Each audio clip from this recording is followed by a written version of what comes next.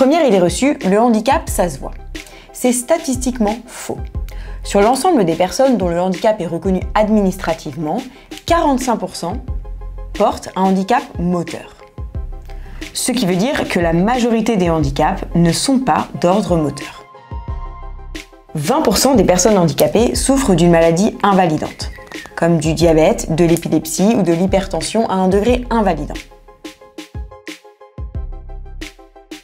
13% des personnes handicapées souffrent d'un handicap psychique, comme des névroses, des TOC, des phobies ou des addictions qui demandent des efforts permanents pour entrer en relation avec les autres. À ne pas confondre avec les 7% qui souffrent d'un handicap mental, comme une trisomie, ou cognitif, comme les troubles du spectre autistique, la dyslexie ou l'hyperactivité. Reste 8% qui souffrent d'un handicap auditif et 5% qui portent un handicap visuel. C'est pour ça que le pictogramme qui représente le handicap par une personne en fauteuil est très critiqué. Il généralise une situation en fait minoritaire.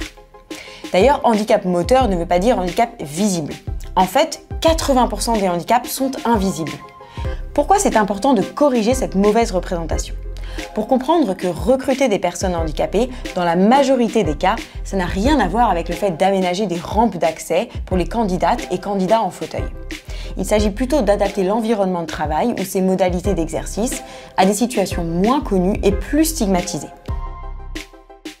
Deuxième idée reçue, le handicap, c'est de naissance. En réalité, on ne naît pas handicapé, on le devient. Et pas seulement au regard de la société. Aussi parce que 85% des handicaps ne sont pas de naissance.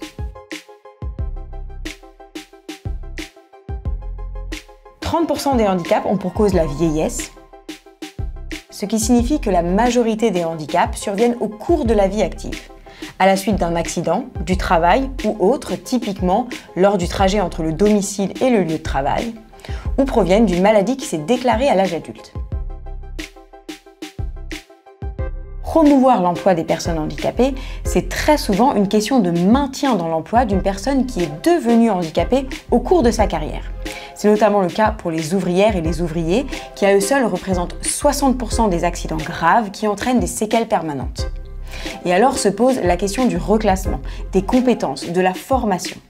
D'ailleurs, c'est la difficulté numéro 1 citée par les dirigeantes et dirigeants pour recruter des travailleurs handicapés.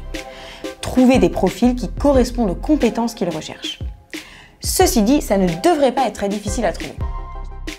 Troisième idée reçue, les personnes handicapées sont difficiles à trouver.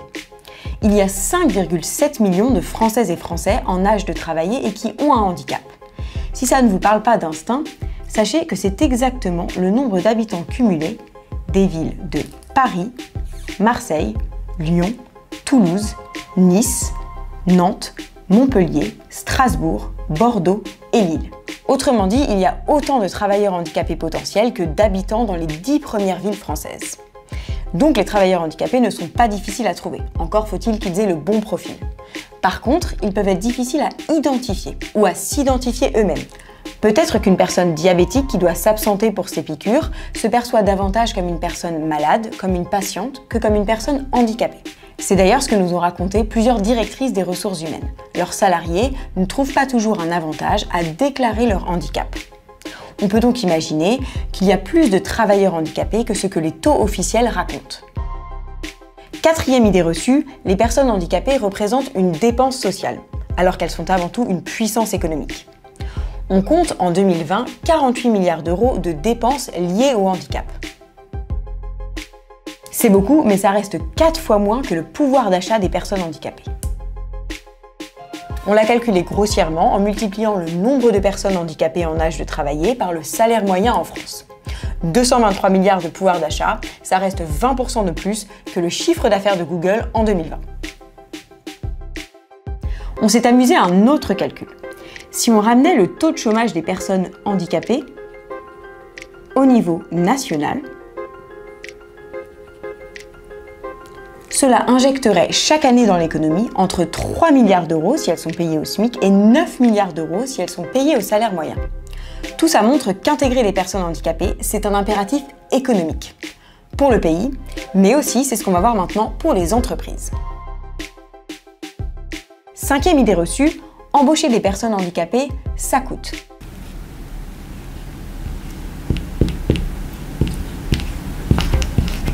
Des aides financières sont versées aux employeurs pour compenser la formation et la productivité potentiellement moindres des personnes handicapées.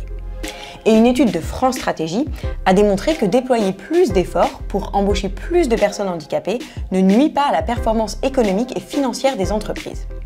Il y a même des études américaines qui associent les travailleurs handicapés avec moins d'absentéisme, moins de turnover, un meilleur retour sur investissement en formation et une meilleure innovation et productivité.